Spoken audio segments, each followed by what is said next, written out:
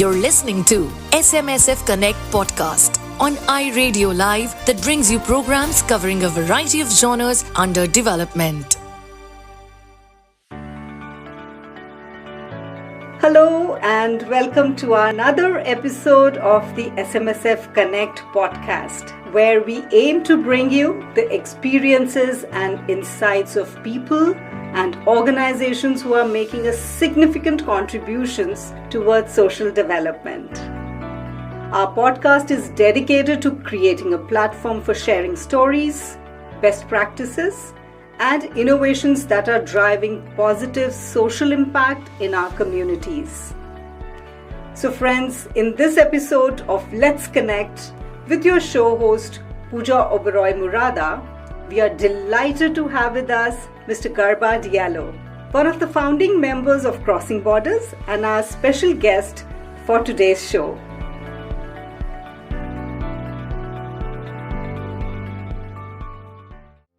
Welcome, Garba.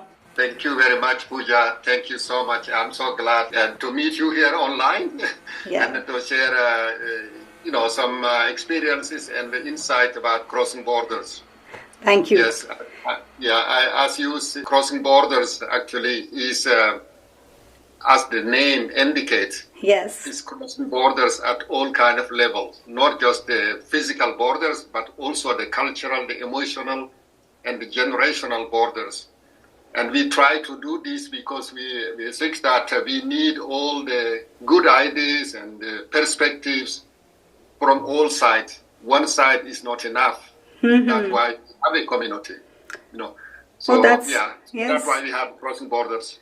That's very interesting to know the background, the meaning that goes behind the word crossing borders. Thanks, Garba. We would actually also like to know a bit more about you and your association and the development journey of you with Crossing Borders. Yeah, actually, it's very much, I founded Crossing Borders actually almost, together with other friends and the people who participated in our workshops, in our seminars, because it resonates with my own life. I'm originally a cowboy from Mauritania in West Africa, from the Fulani community.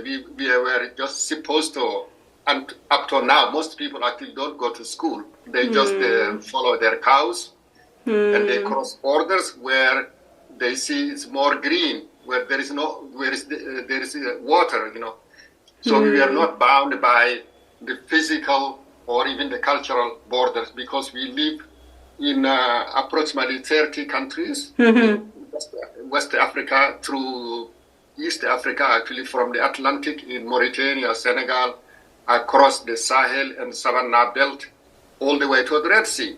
Yeah. And that means we have to coexist and collaborate with other communities who have different lifestyles, especially farmers.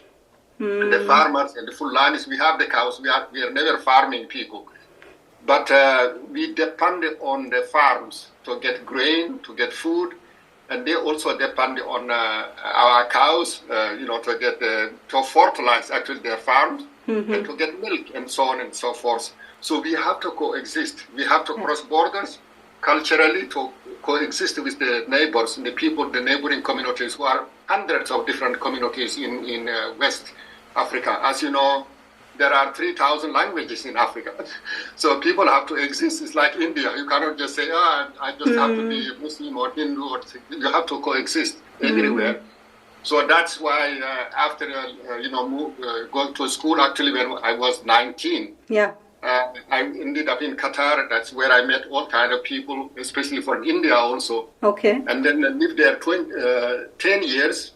Then I moved to Norway for 7 years, and now more than 30 years in Denmark. Yes. So it gives meaning to my life because every country I visit, I say, this is the best. What you're saying actually it reminds me one of the articles that was published in a Dutch magazine on you. It was actually an interview of yours. It was talking more about what you just spoke on, the schools and the education and, how the different crossing the borders, and what are your takes on the education at different places. So I happened to read that article of yours, and I was also very inspired to read that. Thank you very much. Actually, after moving to Norway for 7 years, I was invited to give a talk in Denmark in 1991. And so there are special community colleges in Denmark called the Folkehøjskole or People's Colleges. That's where I worked and and lived inside with people from all over the world for almost 30 years. Oh, I see. And that's where I met Japanese, Koreans, Indians, and, Bhutanese, Nepalese, people from everywhere, from every single country. Oh, interesting. And then I got the idea. I said, wow, this kind of space, you can bring people, because people everywhere in the world want peace. Yes. They want community. They want to be included. They want to participate. So everyone wants to join, to be together, but they don't accept to be dominated.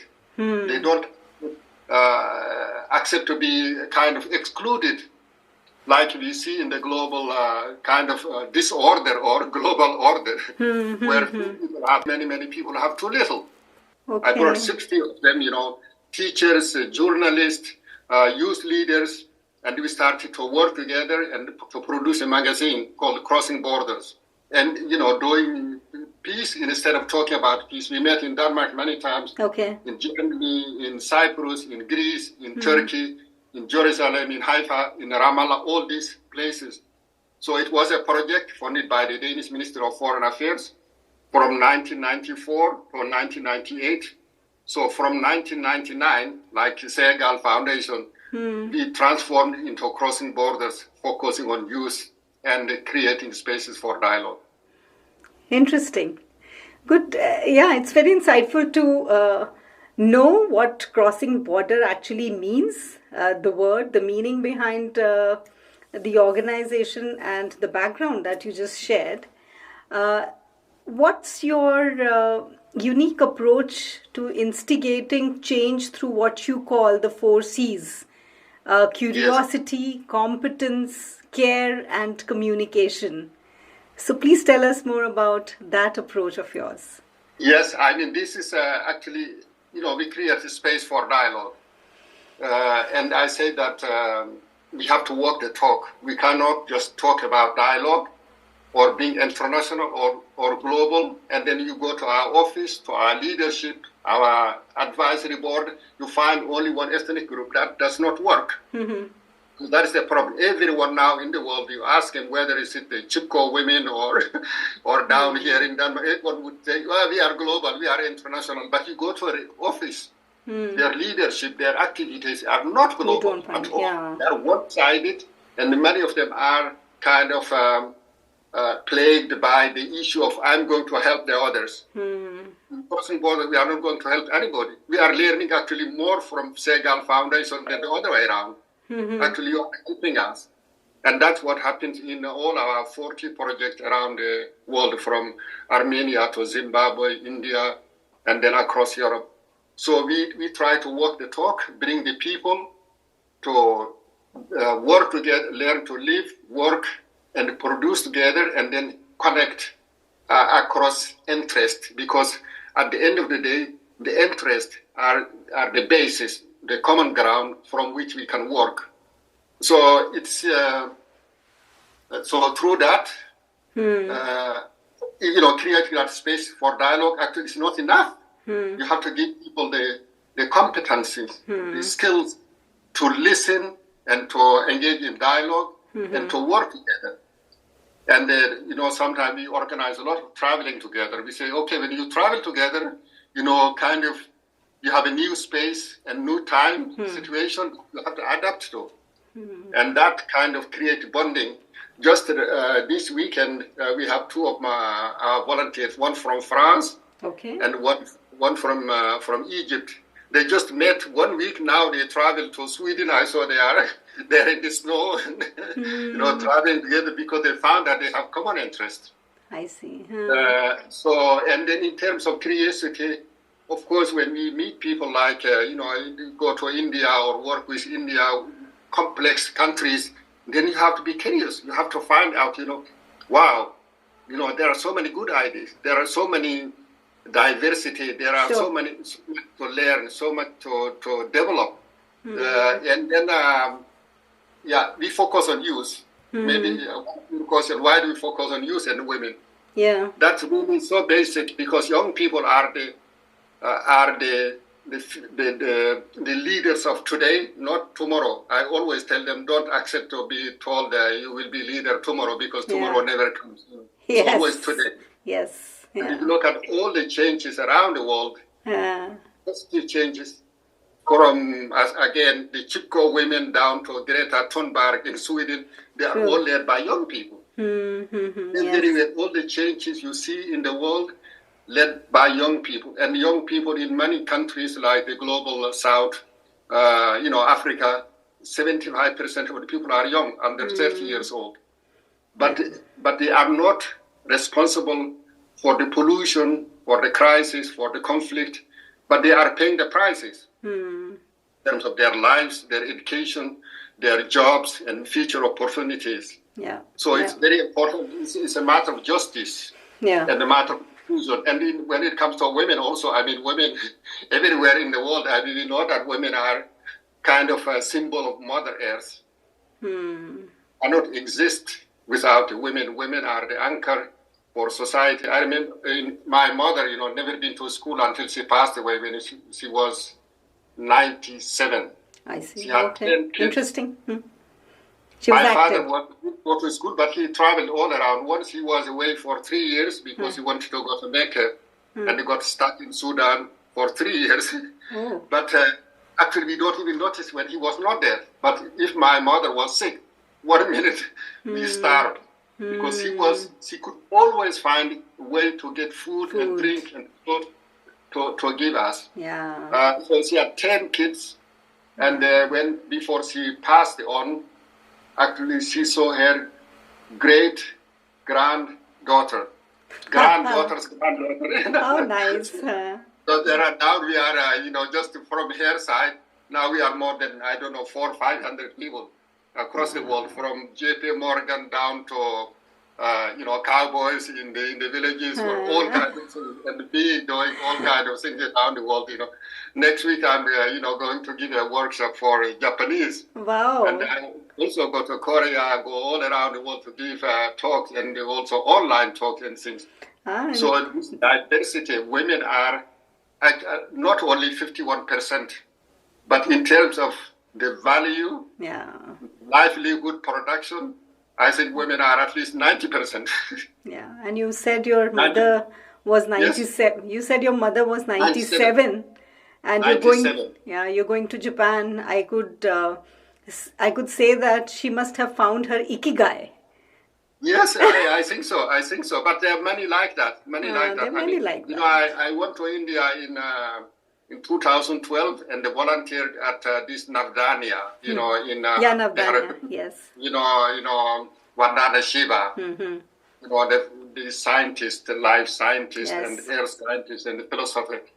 I was there. I was just seeing that this farm run by a woman and many other women, they have more, it's a small farm, but they have more than 600 varieties of rice. Because in my cowboy life, I saw rice. There was only one variety, but 600 varieties in this stuff.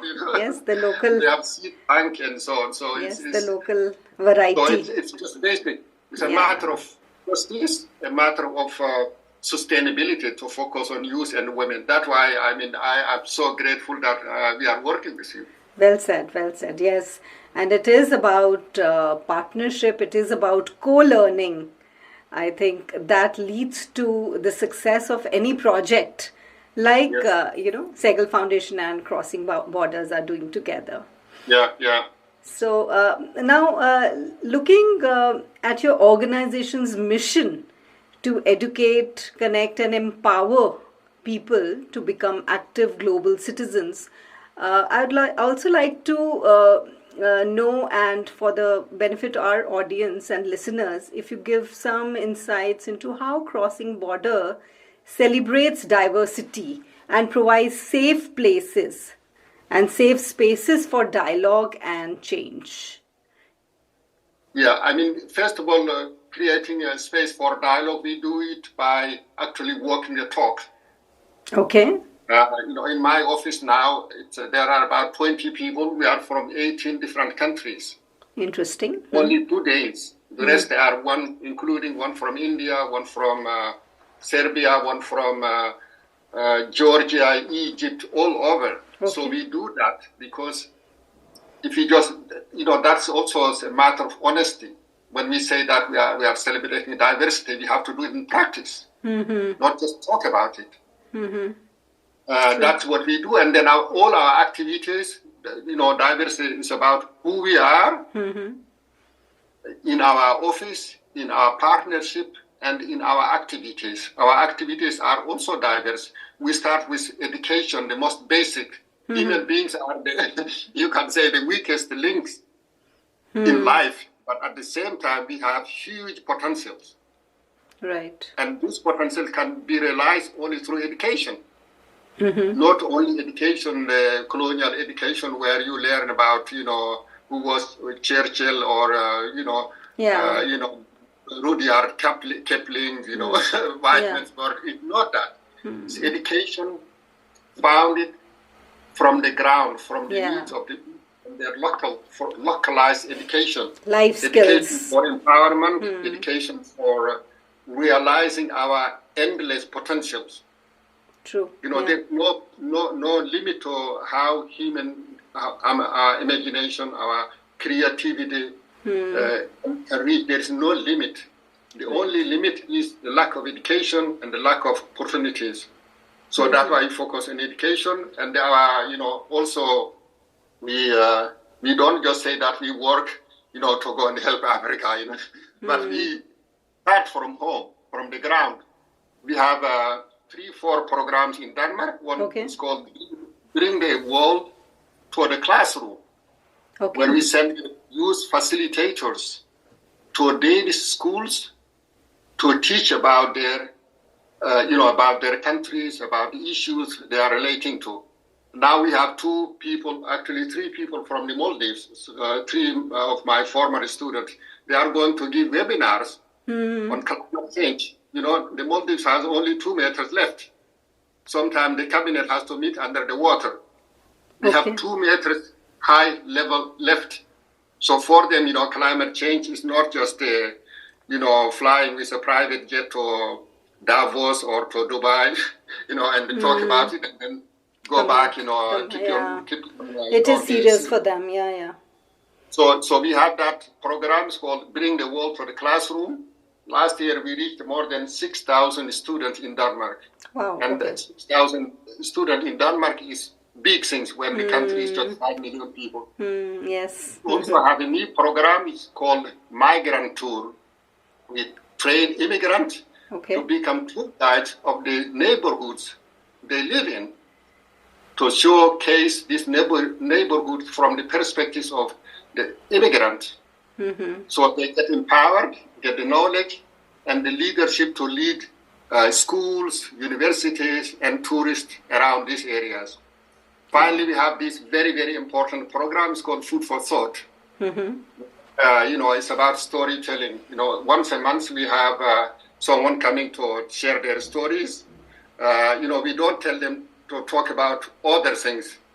About themselves. They are the subject. They are the object. They are the ones what makes them do what they do, what motivates them, what is their passion. Recently we had a Nobel Prize winner. We talked about his life and how he played with all kind of tools to become to reach a Nobel Prize. One of our next speakers was the president of the UN General Assembly. Denmark, from Denmark. And then we bring all kinds of women also to speak. Now we are looking at the list of the speakers next year. Only one man, this guy who used to be the president of the UN General Assembly. All the others are women. Okay.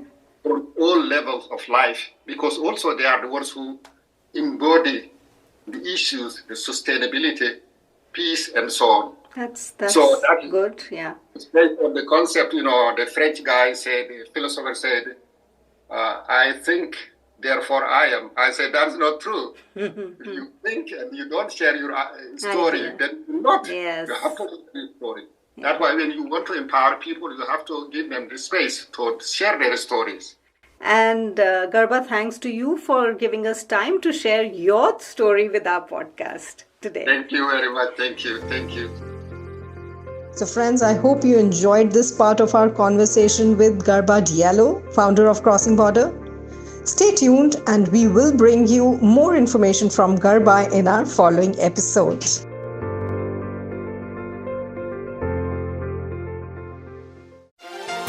Thank you for being with us. Stay tuned for more. You can also listen to these podcasts on Spotify, Apple, and Google.